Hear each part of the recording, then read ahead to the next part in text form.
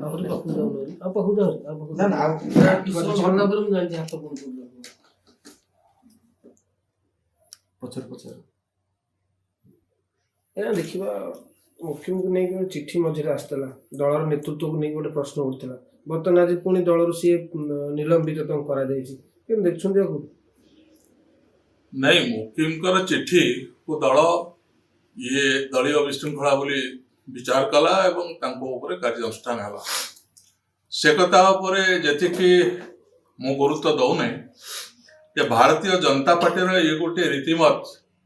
ଉଦ୍ୟମ ଚାଲିଛି କେନ୍ଦ୍ରଠାରୁ ଆରମ୍ଭ କରି ରାଜ୍ୟ ପର୍ଯ୍ୟନ୍ତ ଯେଉଁମାନେ ବିରୋଧୀ ପକ୍ଷରେ ଲୋକ ଅଛନ୍ତି ବା ଦଳ ଗୁଡ଼ିକୁ ଭିତରେ ବିଶୃଙ୍ଖଳା ସୃଷ୍ଟି କରିବା ଏବଂ ବିଭିନ୍ନ ଚାପ ଏବଂ ପ୍ରୟୋଗ କରିକି ପ୍ରଲୋଭନ ଦେଖେଇକି ଭୟଭୀତ କରେଇକି ସେମାନଙ୍କୁ ଆଇଦର ଚୁପ୍ କରିବା କିମ୍ବା ତାଙ୍କ ଦଳରେ ସାମିଲ କରିବା ଏ ଯେଉଁ ପ୍ରକ୍ରିୟା ଆରମ୍ଭ ହେଇଛି ଭାରତ ବର୍ଷରେ ଇଏ ଗଣତନ୍ତ୍ର ପାଇଁ ଗୋଟେ ବଡ଼ ବିପଦ ଯେଉଁ କଥା ଆମେ ବିଭିନ୍ନ ଚୋରି କଥା କହୁଛନ୍ତି ଭୋଟ ଚୋରି କଥା କହୁଛନ୍ତି ଯେଉଁଥିପାଇଁ କି କାଲି ଗୋଟେ ବିରାଟ ସମାବେଶ ହେଲା ମଇଦାନରେ ଯେଉଁ ଦିଲ୍ଲୀରେ ରାମଲୀଳା ମଇଦାନରେ ଏବଂ ଇଏ ଗୋଟେ ନିୟମିତ ଭାବରେ ଭୋଟ ନେତା ଚୋରି କରୁଛନ୍ତି ଭୋଟ ଚୋରି କରୁଛନ୍ତି ପ୍ରାର୍ଥୀ ଚୋରି କରୁଛନ୍ତି ଏଇ ଯେଉଁ ଜିନିଷ ବିଜେପି ଯେଉଁ ଚୋରିର ପ୍ରକ୍ରିୟା ସୃଷ୍ଟି କରିଛି ଏବଂ ଗଣତନ୍ତ୍ର ପ୍ରତି ଗୋଟେ ବଡ଼ ବିପଦ ଯଦି ବିରୋଧୀ ଦଳ ନ ରହିବ କେବଳ ଶାସକ ଦଳ ଶାସନ କରିବ ଦେଶକୁ ତାହେଲେ ଦେଶର ଗଣତନ୍ତ୍ର ଦୁର୍ବଳ ହେଇଯିବ ମୁକିମଙ୍କ ଡିସମିସ୍ ଉପରେ ଏ ପ୍ରସଙ୍ଗ କ'ଣ ରହିଛି ଆପଣ ଭାବୁଛନ୍ତି ତାଙ୍କ ଦ୍ୱାରା କରାଯାଇଛି ମୁକିମଙ୍କର ଡିସମିସାଲ ବା ସସ୍ପେନସନ ଦଳୀୟ ଶୃଙ୍ଖଳା ତାଙ୍କ ବିରୁଦ୍ଧରେ ଇଏ ନୂଆ ନୁହଁ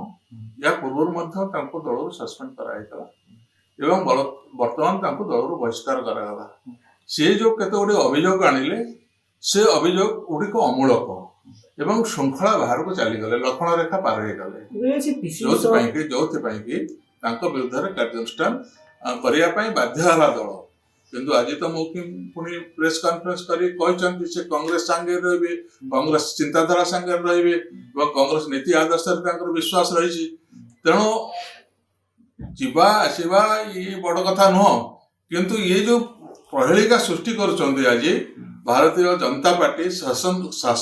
ରହିକି ଶାସନ ଏବଂ ଭୟଭୀତ ଦେଖେଇକି ଭୟଭୀତ କରେଇକି এই যে প্রক্রিয়া আরম্ভ করছেন এ গণতন্ত্র পাই শুভঙ্কর নুহ স্যার মুকিমଙ୍କ চিঠি লেখিবা ঠিক না তাଙ୍କ উপরে দଳ ଯୋଉ କାର୍ଯ୍ୟାନୁଷ୍ଠାନ ନେଇଛି ସେଇଟା ঠিক চিঠি লেখিকি নিজ অসন্তোষ ব্যক্ত করিবারে কিছু আপত্তি নাই কিন্তু চিঠি লেখিকি তাকে গণমাধ্যমକୁ দেওয়া এবং তাকে পব্লিক ডোমেন কু ছাড়িবা ইয়ে গোটে হিসাବରେ ଦଳୀୟ ଶୃଙ୍ଖଳା ବିରୋଧୀ କାର୍ଯ୍ୟକ୍ରମ ତେଣୁ ଅସନ୍ତୋଷ ରହିଛି ଅସନ୍ତୋଷ ବ୍ୟକ୍ତ କରିବା ପାଇଁ ବା କୌଣସି ସଜେସନ୍ ଯଦି ରହିଛି ବ୍ୟକ୍ତ କରିବା ପାଇଁ ବିଭିନ୍ନ ଉପାୟ ଅଛି ସେ ଉପାୟ ଅବଲମ୍ବନ ନ କରିକି ସିଧାସଳଖ ଚିଠି ଲେଖିକି ଗଣମାଧ୍ୟମକୁ ଦେଇଦେବାଟାକୁ ଦଳ ତାକୁ ଗୁରୁତର ଭାବରେ ଗ୍ରହଣ କରିଛି ଏବଂ ଯୋଉଥିପାଇଁ କି ତାଙ୍କ ଉପରେ କାର୍ଯ୍ୟାନୁଷ୍ଠାନ ହେଲା ଚିଠିରେ ସେ ସିଧାସଳଖ ଭାବେ ଉଲ୍ଲେଖ କରିଥିଲେ ଯେ ଦଳର ସଭାପତିଙ୍କ ନିର୍ବାଚନୀ କ୍ୟାରିୟରକୁ ନେଇକି ମଧ୍ୟ ଚିଠିରେ ଉଲ୍ଲେଖ କରିଥିଲେ ଯେ ବାରମ୍ବାର ହାରୁଥିଲେ ତାଙ୍କ ହାତରେ କିନ୍ତୁ ଦଳ କେତେ ଗୁଡ଼ିଏ ଜିନିଷ ଲେଖିଛନ୍ତି ଯୋଉଠିକି ସେ ଗୋଟେ ବ୍ୟକ୍ତିଗତ ଭାବରେ ମଧ୍ୟ ଆକ୍ଷେପ କରିଛନ୍ତି ଏବଂ ଯୋଉଠି ଯାହା ବି ହଉ ଏ ଗୋଟେ ଶୃଙ୍ଖଳିତ ଦଳ ଆମେ ଯଦି ଆମ ନେତାଙ୍କୁ ଉପହାସ କରିବା ତାଙ୍କୁ ଯଦି ସମାଲୋଚନା କରିବା ପ୍ରାକାଶ୍ୟରେ ଏବଂ ଘର ଭିତରେ କ'ଣ କଲେ ନ କଲେ ସେ ଅଲଗା କଥା କିନ୍ତୁ ବାହାରେ ଯଦି କରିବା ସେଗୁଡ଼ିକ ଗ୍ରହଣୀୟ ନୁହଁ ଏବଂ ଯୋଉ କଥା ଉଲ୍ଲେଖ କଲେ ଯେ ମୋ କଥା କେହି ଶୁଣିଲେ ନାହିଁ ରାହୁଲ ଗାନ୍ଧୀ ମତେ ଭେଟିବା ପାଇଁ ସୁଯୋଗ ଦେଲେ ନାହିଁ ରାହୁଲ ଗାନ୍ଧୀ ନିଜେ ଆସିଥିଲେ ତାଙ୍କୁ ଭେଟିବା ପାଇଁ ଏଠି ଜନସଭା କଲେ ତାପରେ ପରେ କଂଗ୍ରେସ ଅଫିସରେ ପିଏସି ମାନେ ସେଥିରେ ବି ମେମ୍ବର ଅଛନ୍ତି ମୁକିମ ଏବଂ ପିଏସିରେ ମଧ୍ୟ ସମସ୍ତଙ୍କୁ କହିବା ପାଇଁ ସୁଯୋଗ ଦେଲେ ତାଙ୍କ ମତ ବ୍ୟକ୍ତ କରିବା ପାଇଁ ସୁଯୋଗ ଦେଲେ ଆମେ ମୁକିମ ସେଠି ତାଙ୍କର ମତ ବ୍ୟକ୍ତ କରିପାରିଥାନ୍ତେ କିନ୍ତୁ ସେଠି ନ କରିକି ଯଦି ବାହାରେ କହିବା ଆମେ ସେଗୁଡ଼ିକକୁ ଦଳ ଭଲ ଦୃଷ୍ଟିରେ ଦେଖିନି ମୁକିମ ବାବୁ କ'ଣ ଗୁରୁତ୍ୱ ଖୋଜୁଥିଲେ ନା ପଦବୀ ଖୋଜୁଥିଲେ କ'ଣ ପାଇଁ ଏମିତି ଲେଖିଲେ ହୁଏତ ଗୁରୁତ୍ୱ ପଦବୀ ଏଇ ଦିଟା କମିଗଲା ବ୍ୟକ୍ତିଗତ ଭାବରେ ରାଜନୀତିରେ ସମସ୍ତଙ୍କର କିଛି କିଛି ବ୍ୟକ୍ତିଗତ ଅଭିଳାଷ ଥାଏ ଏବଂ ଅଭିଳାଷକୁ ଚରିତାର୍ଥ କରିବା ପାଇଁ ହେଲେ ଆମେ ଗୋଟେ ଶୃଙ୍ଖଳିତ ମାର୍ଗରେ ପରିଚାଳିତ ହେବା ଦରକାର ଆମେ ଶୃଙ୍ଖଳା ବାହାରକୁ ପଳେଇଲେ ଲକ୍ଷ୍ମଣ ରେଖା ଡେଇଁଗଲେ ଆମ ପ୍ରତି ବିପଦ ସୃଷ୍ଟି ହବ ଚର୍ଚ୍ଚା ହଉଛି ଦଳରେ ଅହଙ୍କାର ଜାଗା ନେଇ ସଭାପତି ଯେମିତି ଆଜି କହିଛନ୍ତି ଦଳରେ ଅହଙ୍କାର ଜାଗା ନେଇ ତ ଆପଣଙ୍କୁ ଲାଗୁଛି ତାଙ୍କର ଅହଙ୍କାର ବଢି ଯାଇଥିବ ମୁଖ୍ୟଙ୍କର କେତେବେଳେ କୋଉ ପରିସ୍ଥିତିରେ କାହାର ଅହଙ୍କାର ବଢିବ ଅହଙ୍କାର କମିବ। ମୋକିମ ତ କହୁଛନ୍ତି ସଭାପତିଙ୍କର ଅହଙ୍କାର ବଢି ଯାଇଛି ଏବଂ ସଭାପତି କହୁଛନ୍ତି ମୋକିମଙ୍କ ଅହଙ୍କାର ବଢି ଯାଇଛି, କିନ୍ତୁ କୋଉଠି ଅହଙ୍କାରଟା ଠିକ ଜିନିଷ ନୁହଁ। ଦଳ ଗୋଟେ ଗଣତାନ୍ତ୍ରିକ ଦଳରେ ସମସ୍ତଙ୍କୁ ନେଇକି ସମନ୍ୱିତ ଉପାୟରେ କାର୍ଯ୍ୟ କରିବାଟା ହଉଛି ସବୁଠୁ ବଡ ସଫଳତା ଏବଂ ଅହଙ୍କାରକୁ ପରିହାର କରିବା ଦରକାର। ଯୋଉ ଅହଙ୍କାରର କିଛି ଆବଶ୍ୟକତା ନାହିଁ, ଯୋଉ ଅହଙ୍କାର ଦଳକୁ ସାହାଯ୍ୟ କରିବ ନାହିଁ, ଯୋଉ ଅହଙ୍କାର ବ୍ୟକ୍ତିକୁ ସାହାଯ୍ୟ କରିବ ନାହିଁ, ସେଇଭଳି ଅହଙ୍କାରକୁ ପରିହାର କରିବା ଦରକାର। ସାର୍ ଗୋଟେ ପ୍ରଶ୍ନ, ଯେତେବେଳେ ରାହୁଲ ଗାନ୍ଧୀଙ୍କୁ ବିରୋଧୀ ଦଳ ଗୁରୁତ୍ୱ ଦେଉଛି ଏବଂ ତାଙ୍କର ନେତୃତ୍ୱକୁ ନେଇକି ବିରୋଧୀ ମାନେ ବିପଦରେ ଅଛନ୍ତି ବୋଲି ଚିନ୍ତା କରୁଛନ୍ତି, ସେଇଠି ରାହୁଲ ଗାନ୍ଧୀଙ୍କୁ ପରବର୍ତ୍ତୀ ଦାୟିତ୍ୱ ନ ଦିଆଯିବା, ଖଡଗେ ଜୀଙ୍କୁ ବୟସ ବୁଢା କହିକି ତାଙ୍କୁ ଏଇଟା କେତେ ଦୂର ଗ୍ରହଣ, କାରଣ ଗୋଟେ ଏଇଟା ଦଳ ଗୋଟେ ପରିବାର,